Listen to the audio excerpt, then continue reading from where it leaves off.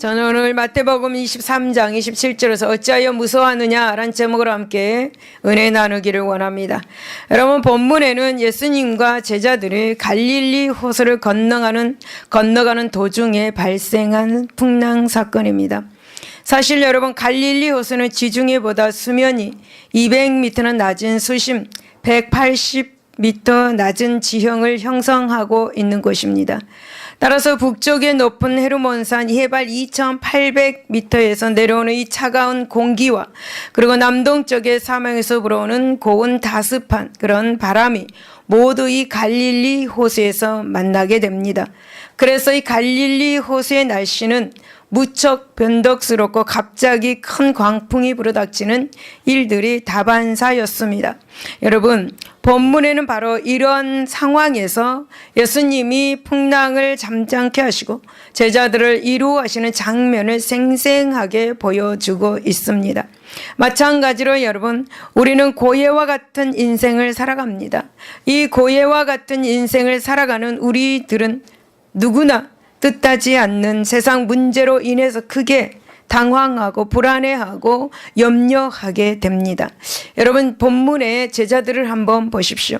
이들은 지금까지 많은 예수님의 그 이적을 목격한 제자들입니다. 그럼에도 불구하고 갑자기 밀어닥친 이 광풍에 어찌할 바를 모르고 두려워하면서 무서워하면서 당황하는 모습을 보이고 있습니다. 제자들은 주님과 함께 한 배를 타고 있으면서도 말입니다.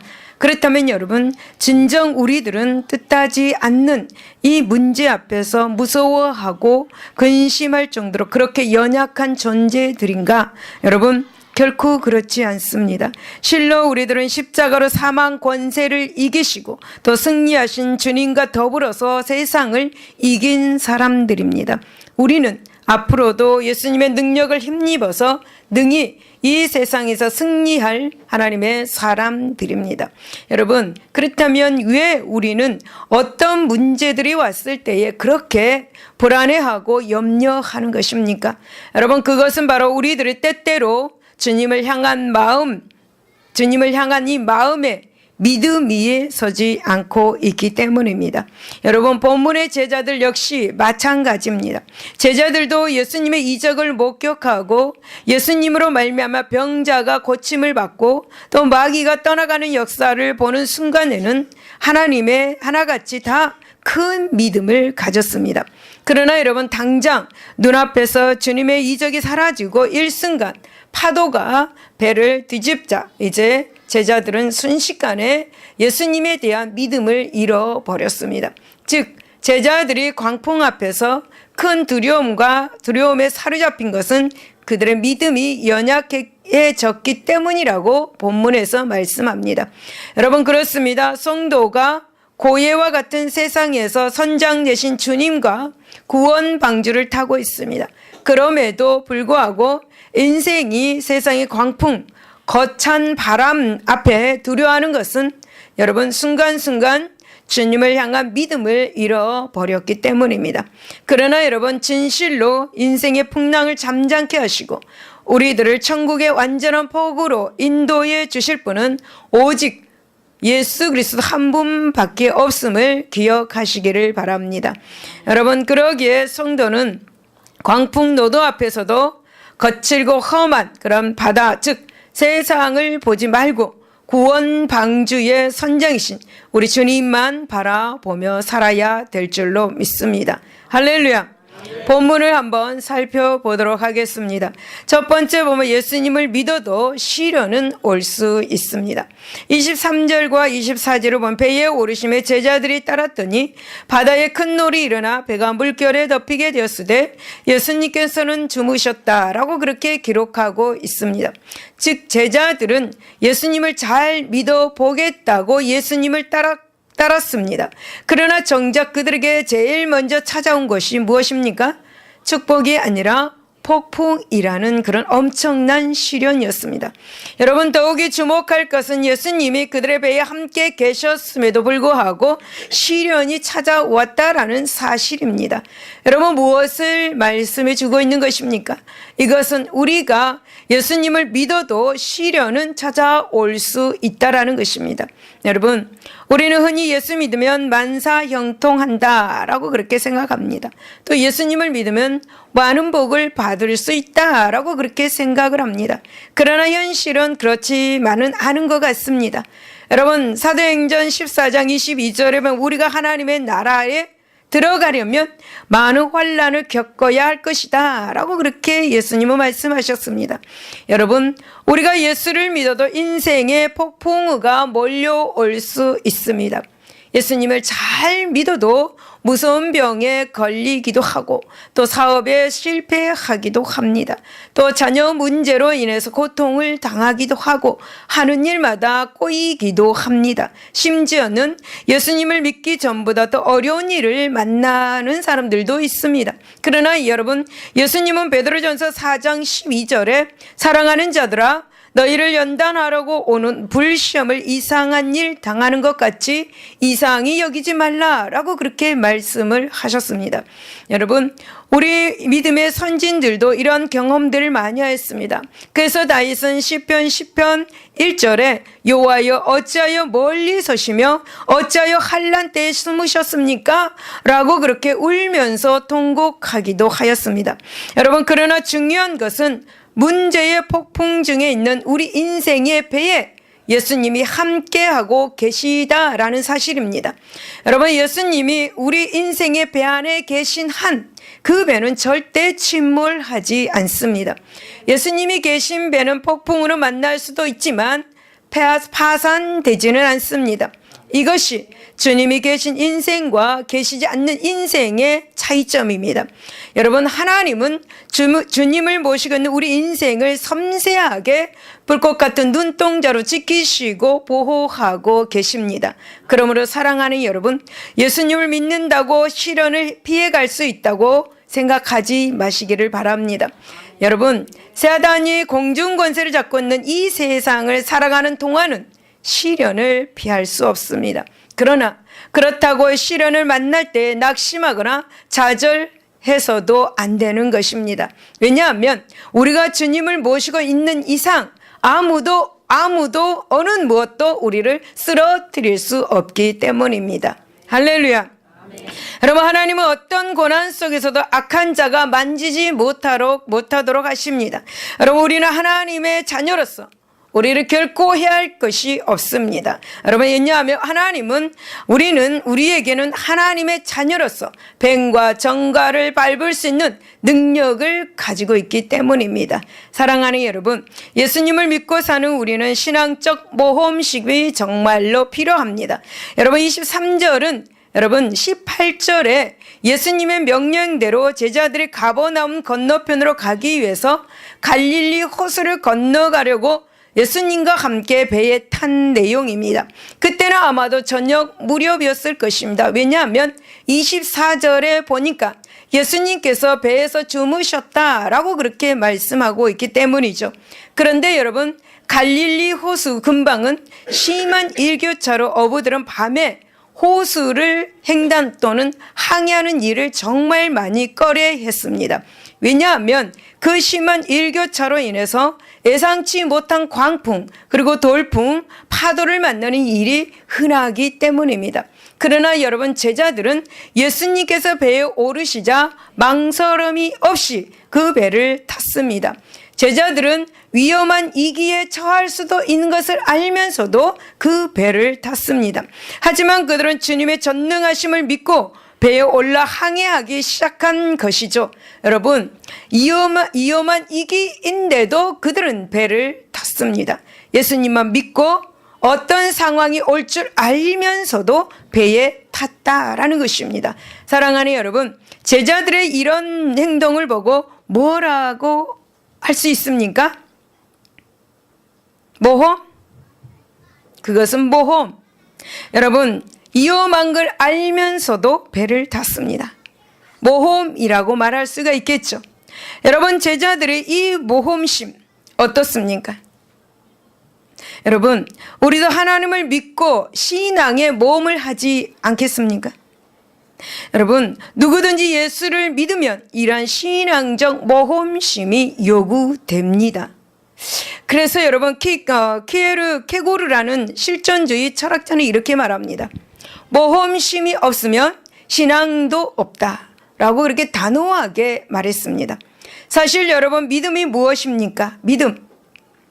히브리서 11장 1절을 보면 믿음이라는 것 자체가 눈에 보이지 않는 것입니다. 눈에 보이지 않는 것을 바라기 때문에 모험적이다라는 것입니다. 믿음은 바로 모험적이다라는 것입니다. 여러분, 신앙의 위대한 인물들의 삶 속에는 항상 모험이 있었습니다.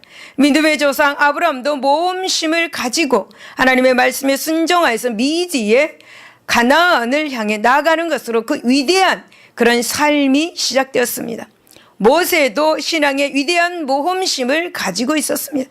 그러기에 미디안에서 또 다시 애굽으로 돌아가서 바로 앞에서 목숨 걸고 이스라엘 백성들의 해방을 요구할 수 있었습니다. 여러분, 이 신앙의 모험심이 없다면 우리는 아무것도 할 수 없습니다. 어떤 작은 일도 하지 못합니다. 우리의 꿈도 이루어갈 수가 없습니다. 우리가 꿈을 꾸고 이루기 위해서는 갖가지 문제들이 우리에게 찾아옵니다. 그렇다고 그 문제가 무서워서 피한다면 꿈은 이룰 수 없을 것입니다. 여러분, 사도행전 8장 1절에서 3절을 보면은 초대교회 성도들은 큰 핍박을 당하는 이 모험심을 가지고 산설고 물설은 이방 세계로 나갔습니다. 그래서 이방 세계에 교회가 세워지게 되었습니다. 여러분, 우리 교회 성전 건축 또한 모험입니다. 아무것도 없는데 무엇을 믿고 무엇을 가지고 성전 건축을 할 수 있습니까? 여러분, 우리 눈에 보이지 않는 하나님을 믿고 우리는 성전 건축을 하는 것입니다. 성전 건축 곧 모험입니다. 여러분, 우리가 영원한 생명과 그리고 진리를 얻기 위해서는 세상에서 가장 큰 모험을 각오해야 합니다. 우리가 하늘의 복과 땅의 복을 받기 위해서는 신앙의 모험을 해야 하는 것입니다. 아주 큰 신앙의 모험을 해야 합니다. 하나님을 믿고 그 뜻을 행하고 선한 싸움을 싸우는 것은 모험심 없이는 불가능한 것입니다. 여러분, 천국은 침노하는 자에게 있습니다. 침노는 우리가 모험심에 각오가 있어야 합니다. 여러분, 히브리서 11장 7절을 보면 믿음으로 노아는 아직 보이지 않는 일에 경고하심을 받아 경외함으로 방주를 준비하여 그 집을 구원하였으니 이로 말미암아 세상을 정죄하고 믿음을 따르는 의의 상속자가 되었다라고 말합니다. 노아는 믿음으로 모험을 한 겁니다. 여러분, 노아는 하나님이 주신 말씀에 눈에 보이지 않지만 그 말씀을 따라서 모험을 한 것입니다. 여러분, 노아는 믿음으로 이 모험을 함으로써 의의 상속자가 되었고 또 모든 가족들의 생명을 건질 수가 있었습니다.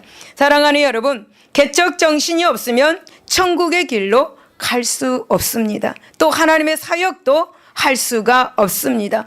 예수님의 제자들은 그 직업도 가정도 등지고 나를 따르라는 예수님의 명령의 그 인생의 승부를 건 사람들입니다. 제자들은 예수님께서 십자가에서 죽으신 그 자리까지 간 사람들입니다. 여러분, 이런 모험 정신은 우리 성도들에게도 필수적입니다. 이 신앙에 모험심이 없는 자들은 곧 하나님을 떠나고 배신하게 될 확률이 아주 높습니다. 여러분, 신앙이란 무엇입니까?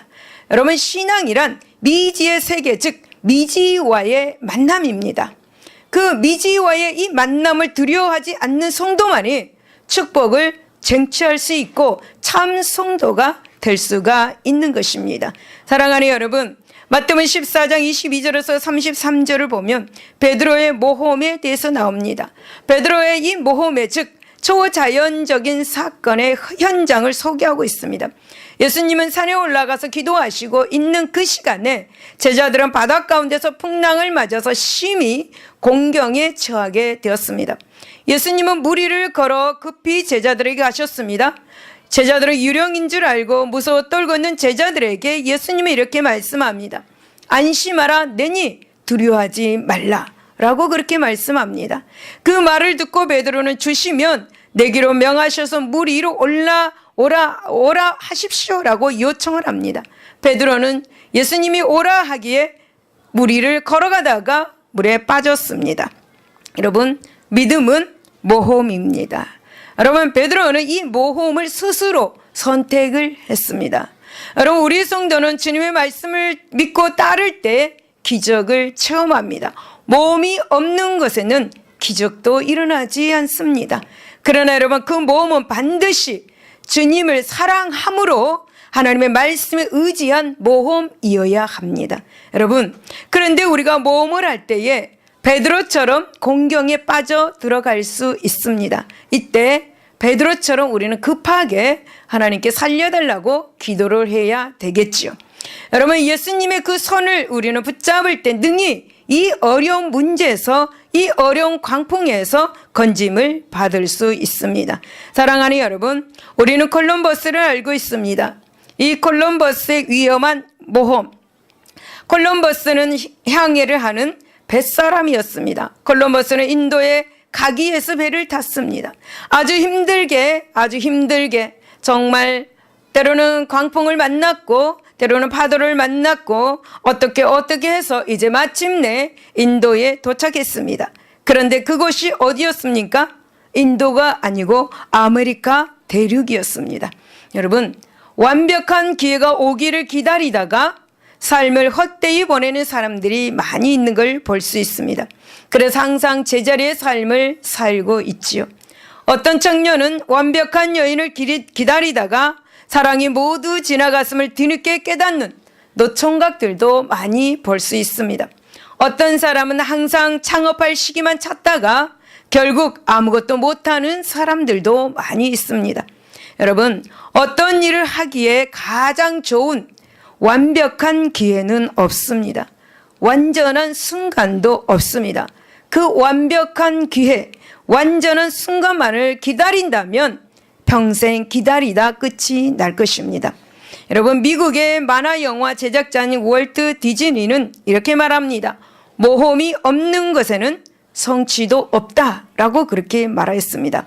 여러분, 용기, 여러분 모험심, 여러분 결단력이 새로운 변화, 그리고 새로운 기회의 주인이 되게 하는 것을 기억하시기를 바랍니다. 두 번째는 하나님께 대한 믿음이 마음의 평안을 가져다 줍니다. 24절은 바다에 큰 놀이 일어나 배가 물결에 덮이게 되었을 때 예수님께서는 주무셨다라고 그렇게 말씀합니다. 여러분, 이제 제자들이 우려했던 돌풍이 불어서 배가 뒤집힐 위기에 빠졌습니다. 그러나 예수님은 주무시고 계셨습니다. 여기에서 여러분, 주무시다라는 말은 아주 깊은 숙면을 말하고 있습니다. 여러분, 예수님은 배에 오르시자마자 사역의 그 피곤함으로 깊은 잠에 빠지셨고 큰 풍랑이 닥쳐 배가 요동하는데도 평안하게 주무시고 계셨습니다. 여러분, 마음의 평안이 있을 때만 인간은 깊은 숙면을 잘 수가 있습니다. 여러분, 깊은 숙면을 잘 때에 뇌에서 좋은 물질이 나온다고 합니다. 그 좋은 물질이 뇌를 청소한다고 합니다. 그 좋은 물질이 나와야 건강할 수 있다고 합니다. 그런데 저녁에 깊은 숙면의 잠을 자지 못하면 뇌에서 그 좋은 물질이 나오지 않아서 뇌를 청소할 수가 없다고 합니다. 뇌를 청소하지 못하면 질병이 생긴다고 합니다. 그래서 사람은 깊은 잠을 자야 합니다. 하나님께서 밤을 주셨습니다. 우리에게 좋은 것을 주시기 위해서, 몸에 좋은 것을 주시기 위해서 밤을 주셨고 또 우리는 밤에 잠을 잘 자야 합니다. 그래야 건강한 삶을 살 수가 있습니다. 여러분 보십시오. 다니엘서 2장 1절에 보면 느부갓네살 왕이 어느 날 꿈을 꾸고 그로 말미암아서 마음이 번뇌하고 잠을 이루지 못했다라고 말합니다. 어떤 문제로 인해서 잠을 이루지 못합니다. 아무리 피곤해도 근심과 염려와 걱정이 그 머리에서 떠나지 않는 사람은 깊은 잠을 잘 수가 없죠. 설잠을 자는 것이죠. 그러므로 여러분, 그 마음이 평안한 사람, 그 마음이 담대한 사람들은 깊은 잠을 잘 수가 있습니다. 여러분, 예수님께서는 큰 풍랑이 이는데도 고온히 주무실 수 있었던 이유, 바로 하나님 아버지의 선하신 뜻을 확신하기 때문에 그 마음에 평안이 있었습니다. 여러분, 시편 4편 8절에 내가 평안히 눕고 자기도 하리니 나를 안전히 살게 하시는 이는 오직 여호와밖에 없다라고 다윗은 고백하고 있습니다. 여러분, 우리가 복음서에서 예수님의 행동을 잘 관찰해 보면은 원초적인 그런 평강이 그분의 마음을 지배하고 있음을 알 수 있습니다. 그래서 아무리 핍박을 받아도 낙심치 않으시고 사에게 박차를 가하실 수 있는 모습을 우리가 볼 수가 있죠. 그리고 제자가 배신하는데도 요한복음 13장 27절에 내 하는 일을 속히 하라고 그렇게 말씀하실 수가 있었습니다. 그리고 여러분 마태복음 26장 30절에 보면은 그 무서운 십자가 사건을 앞에 둔 이 유월절 만찬 후에 곧 포박될 것을 아시면서도 찬송을 부르면서 겟세마네로 가신 모습도 우리에게 보여주셨습니다. 그뿐입니까? 누가복음 23장 34절에서 십자가에 달려 죽음이 눈앞에 있음에도 자신은 십자가에 못 박은 자들을 위한 용서의 기도를 하셨습니다. 또한 예수님은 강도 한 사람을 해결시키기까지도 하셨습니다. 여러분, 이와 같은 일은 그 마음에 큰 평강이 없다면 이 일을 이룰 수가 없습니다. 여러분, 어느 여객선이 이제 큰 풍랑을 맞아서 그야말로 죽음의 항해를 하고 있었습니다. 그런데 어떤 어린 소녀가 편안하게 있었습니다. 그래서 사람들이 우왕좌왕하고 마음에 평안이 없고 두려운 그런 마음을 가진 사람들이 이 아이에게 묻습니다. 너는 왜 그렇게 편안하냐? 라고 묻습니다. 그 아이 하는 말, 선장님이 우리 아버지이신데요. 나는 아버지를 믿습니다. 라고 그렇게 대답을 했습니다. 사랑하는 여러분, 이처럼 예수님은 아버지 하나님께 대한 완전한 확신이 예수께서 풍랑이는 바다 가운데서도 평안히 주무실 수 있었던 이유입니다. 사랑하는 여러분, 예수님께서 부활하신 후 제자들을 찾아오셔서 첫 번째로 하신 말씀, 여러분 무엇입니까? 마태복음 20장 19절에 너희에게 평강이 있을지어다 라는 말씀입니다. 여러분 평안할 수 있기를 바랍니다. 여러분 예수님은 당신의 평강을 말씀과 성령을 통해서 우리에게 주셨습니다. 여러분 이사야 26장 3절을 보면 주께서 심지가 견고한 자를 평강하고 평강하도록 지키시리니 이는 그가 주를 신뢰함이다 라고 말합니다. 그렇다면 여러분 심지가 견고한 것 뭐라고 생각하십니까? 여러분 심지가 견고하는 것은 바로 마음의 요동함이 없다라는 것입니다. 마음의 요동함이 없고 하나님을 믿는 믿음이라는 것입니다. 여러분 하나님을 믿는 사람은 평강을 가지고 있습니다. 그러므로 우리들은 어떤 위기를 만나도 요동치 말고 예수님처럼 하나님 아버지의 선하신 손길을 믿고 담대하게 그 본분을 행해야 하겠습니다. 세상에서 줄 수 없는 평안을 오늘도 하나님은 가지라고 말씀을 하고 있습니다. 사랑하는 여러분, 시련을 만나 요동하는 것은 예수님을 모신 성도의 합당한 태도가 아닙니다. 여러분 25절을 보면 그 제자들이 나와 깨우며 이르되 주여 구원하소서 우리가 죽겠나이다 라고 그렇게 아우성을 치면서 예수님을 깨웠습니다.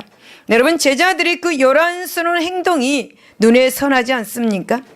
저자들은 난치병을 고치고 귀신을 쫓아내고 그리고 온갖 이적을 행하시는 이 예수님의 능력을 목격한 사람들입니다. 여러분 죽어가는 백부장의 하인을 멀리 떨어진 곳에서도 즉 시간과 공간을 초월하시면서도 살리시는 분입니다. 자신의 은밀한 기도 행위도 보고 계셨던 분임을 잘 아는 제자들입니다. 그런데 제자들은 지금 주님 앞에서 뭐라고 말합니까? 죽게 되었다라고 그렇게 말합니다. 여러분 예수님은 생명의 근원 되시는 분이십니다. 여러분 제자들은 바로 생명의 근원 되신 예수님을 지금 자신의 앞에 두고 죽음을 말하고 있습니다. 여러분 죽음의 공포에 새파랗게 질려도 요동하는 제자들의 행동 어떻게 보십니까? 불신의 행동이지 않습니까? 예수님을 믿지 못하는 그런 행동이지 않습니까? 사랑하는 여러분, 우리들 중에도 그 제자들처럼 생명의 주님을 모시고 살면서도 걸핏하면 죽겠다 세속적인 말을 마구 해댑니다. 이 죽겠다라는 말은 서슴없이 하고 있는 그리스도인들 너무나 많이 보고 있습니다. 여러분 죽겠다라고 말하면 그 말대로 죽습니다. 죽겠다라는 말은 뇌에 자극을 줍니다. 여러분, 뇌에게 죽겠다고 말하면 온몸의 세포들에게 뇌에서는 죽겠다라고 말을 전달합니다. 그래서 모든 세포들이 기운이 빠지고 또 힘이 없어지면서 서서히 죽어가는 것입니다. 여러분, 죽겠다 하지 마시고 살겠다 말을 하시기를 바랍니다. 그래야 온몸의 세포는 건강해지는 것입니다. 여러분, 혹 가정과 사업에 작은 문제만 발생해도 요동하는 모습을 불신자들에게 보인 예는 없습니까? 여러분, 우리가 불신자들 앞에서 죽겠다라는 말을 하면 전도의 문이 막힌다는 사실을 아셔야 할 것입니다. 그러므로 사랑하는 여러분, 이제부터 우리 한국 사람의 한패단인 이 죽겠다라는 말을 아예 입 밖에도 내지 마시기를 바랍니다. 여러분, 나폴레옹이 뭐라고 말했습니까? 내 사전에는 불가능이란 없다라고 그렇게 소리쳤습니다. 여러분, 그러나 우리들은 우리 삶에는 죽음과 절망이라는 것이 없다라고 고백하고 믿음으로 나아가시기를 바랍니다. 그러므로 여러분, 이제부터 어떤 시험이나 문제를 만나면 죽겠다라는 말 대신에 죽게 있다. 할렐루야. 따라해 보세요. 죽게 있다. 죽게 있다. 라고 고백하시기를 바랍니다. 여러분, 모든 해결책이 죽게 있다. 라고 말하시기를 바랍니다. 여러분, 모든 해결책이 죽게 있음을 믿고 환난과 시련 중에서도 담대한 자세를 가지고 나가시기를 바랍니다. 그런 자세가 우리 자신과 또한 이웃 그리고 성도들에게도 힘이 되고 불신자들에게는 무언의 전도가 되는 것을 믿으시기를 바랍니다. 세 번째, 인생의 문제 앞에서 두려워하지 말아야 합니다. 여러분, 26절을 보면 예수께서 이르시되 어찌하여 무서워하느냐 믿음이 적은 자들아 하시고 곧 일어나 바람과 바다를 꾸짖으시니 아주 잔잔하게 되거늘 라고 말씀합니다. 예수님께서는 제자들이 풍랑을 만나 죽게 되었다고 아우성을 치면 당신을 깨우자 이제 어떻게 말합니까? 어찌하여 무서워하느냐라고 말합니다. 어찌하여 무서워하느냐? 내가 여기 있는데. 어찌하여 무서워하느냐? 내가 여기 있는데. 라고 그렇게 말씀을 하십니다. 내가 여기 있는데 왜 나를 믿지 못하느냐라고 말씀을 하시고 책망을 하고 있는 모습입니다. 여러분, 이 말씀은 참으로 우리에게 중요한 사실을 가르쳐주고 있습니다. 여러분, 우리는 인생을 살아가면서 크고 작은 인생 문제들을 만나게 됩니다. 그리고 그럴 때마다 두려움에 빠지고 염려하는 것을 볼 수가 있죠. 여러분, 한번 생각해 보십시오. 우리가 얼마나 겁이 많은 사람들입니까? 그런데 여러분, 예수님은 그러한 두려움의 원인이 바로 우리에게 믿음이 적기 때문이다 라고 지금 본문에서 말씀하고 있습니다. 다시 말해서 문제를 만났기 때문이 아니라 믿음이 적기 때문에 두려운 것이다 라고 그렇게 말씀을 하고 계십니다. 그렇습니다, 여러분. 믿음만 있으면 아무리 엄청난 문제가 닥쳐도 별로 문제가 되지 않습니다. 왜냐하면 주님이 능히 그 문제를 해결해 주실 줄로 믿고 있기 때문입니다. 그러나 여러분, 믿음이 없으면 아무리 작은 문제라도 큰 풍랑이 되어서 스스로 두려워하게 되는 것입니다. 그것은 믿음이 없음으로 인해서 예수님의 도우심을 기대할 수 없기 때문이죠. 여러분, 누가복음 12장 28절에 오늘 있다가 내일 아궁이에 던져지는 들풀도 하나님이 이렇게 입히시거늘 하물며 너희일까 보냐 믿음이 적은 자들아 라고 말씀합니다. 들풀도 하나님 기르시는데 하물며 내가 사랑하는 자녀들을 축복하지 않겠느냐라고 말씀하고 있습니다. 여러분, 마가복음 5장 36절에 예수께서 두려워하지 말고 믿기만 하라라고 이렇게 말씀하십니다. 사랑하는 여러분, 우리 인생에게 문제가 없을 수는 없습니다. 우리는 인생을 살아가는 동안에 수많은 문제들을 만나게 됩니다. 문제는 문제 그 자체가 아니라 믿음이 없는 것이 문제라는 것입니다. 오늘도 주님은 두려워하는 우리에게 말씀하십니다. 어찌하여 무서워하느냐? 믿음이 적은 자들아. 여러분, 저는 어떤 문제가 있을 때에 마음에 두려움이 올 때 이 말씀을 가지고 물리칩니다. 저도 사람입니다, 여러분. 하나님이 주신 마음은 두려워하는 마음이 아니요 오직 능력과 사랑과 근실한 마음이다. 악한 귀신, 생각으로 와서 두려움을 주는 건 떠나갈지어다 라고 물리칩니다. 그리고 사람이 떡으로만 사는 것이 아니라 하나님 입에서 나오는 모든 말씀으로 산다고 하면서 너희 하나님을 시험치 말라 하나님을 경배하고 다만 그를 섬기라 하였느니라. 더러운 것 떠나갈지어다. 나에게 생각으로 와서 두려움을 주는 것, 무서움을 주는 것 떠나갈지어다 라고 그렇게 물리칠 때 이 두려움이 떠나가더라고요. 여러분도 그렇게 한번 해보십시오. 인생은 많은 문제들이 다가옵니다. 그러나 그 문제들이 어느 누구도 두려워하는 사람이 없습니다. 두려워합니다. 그러나 우리가 하나님 말씀 안에서 말씀으로 물리칠 때 문제는 문제가 되지 않고 두려움이 사라지게 되는 것입니다. 사랑하는 여러분, 인생의 문제는 우리에게 두려움을 주지 못함을 기억하시기를 바랍니다. 그러므로 우리는 주님께 대한 확고한 믿음을 가짐으로 이러한 문제를 담대하게 극복해 나가시기를 바랍니다. 여러분, 신앙의 항해를 하는 우리는 인생의 문제의 세파를 두려워해서는 안 됩니다. 26절을 다시 보겠습니다. 예수께서 이르시되 어찌하여 무서워하느냐 믿음이 적은 자들아 하시고 곧 일어나서 바람과 바다를 꾸짖으시니 아주 잔잔하게 되거늘 라고 말씀합니다. 여러분, 제자들은 도보로나 마차로 예수님과 동행한 그런 것이 아니었습니다. 밤중에는 여러분, 갈릴리 바다에 돌풍이 불고 바다가 높는 이 사실을 이미 알고서 예수님과 그렇게 배를 함께 탄 것입니다. 그렇다면 여러분, 어부 출신인 그들은 웬만한 파도 같은 것은 두려워하지 않고 일상적인 일로 여겨야 합니다. 여러분, 어부가 파도를 무서워한다면 어떻게 바다로 나가서 그 어부 생활을 할 수 있겠습니까? 여러분, 또 군인이 적의 총탄을 두려워한다면 어떻게 전투를 할 수 있겠습니까? 농부가 흉년을 두려워한다면 어떻게 씨앗을 뿌릴 수가 있겠습니까? 사랑하는 여러분, 우리는 예수님과 함께 천국으로 가는 배를 탄 사람과 같습니다. 따라서 여러분, 우리는 세상이라는 바다를 건너려면 세파, 즉 환난이나 핍박을 무서워하지 말아야 합니다. 왜냐하면 천국을 향해 가는 우리에게는 필연적으로 닥치게 되는 일이기 때문입니다.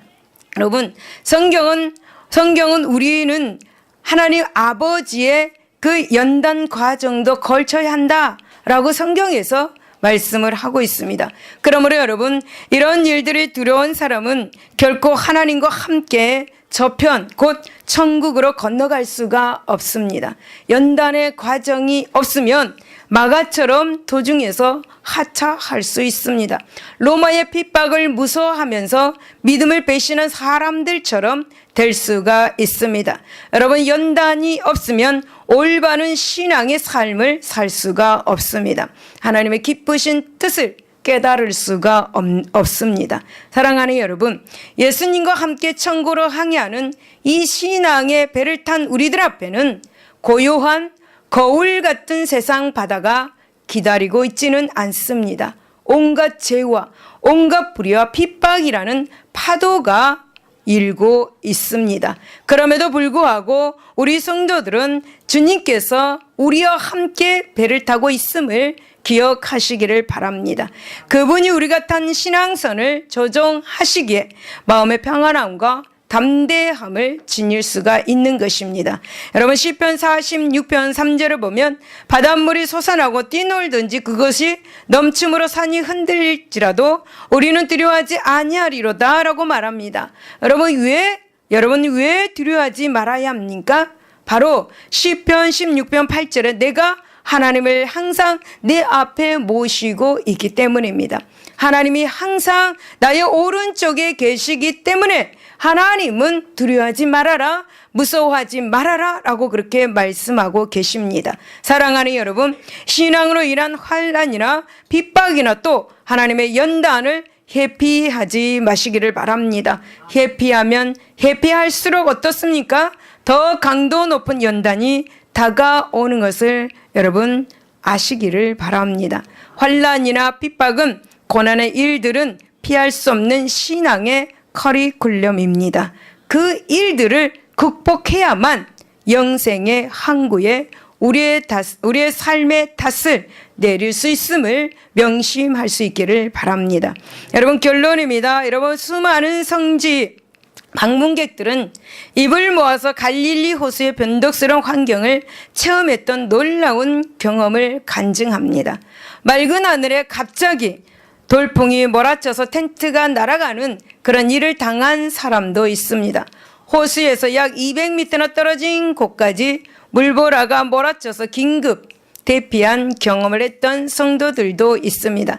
그래서 사람들은 이 갈릴리 호수를 바다라고 그렇게 부르는 것입니다. 사랑하는 여러분, 우리는 이처럼 변화무쌍한 이 갈릴리 호수까지 그 말씀 한마디로 다스리시는 예수님의 신적 권능을 똑똑하게 지금 본문에서 보았습니다. 여러분, 그 권능은 실로 만물을 다스리시는 창조주의 통치 권세입니다. 그런 권세를 가지신 예수님이 세상 끝날까지 우리 곁에서 동행하고 계시다는 사실을 믿으시기를 바랍니다. 그러니 여러분, 그 무엇인들 우리를 실망시킬 수가 있겠습니까? 인간도, 그리고 환경도, 그리고 사단도, 그리고 세상도, 죄도 우리 주 예수 안에 있는 하나님의 사랑에서 우리를 결코 끊어내지 못할 것입니다.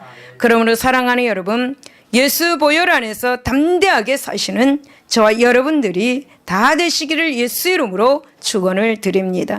기도하겠습니다.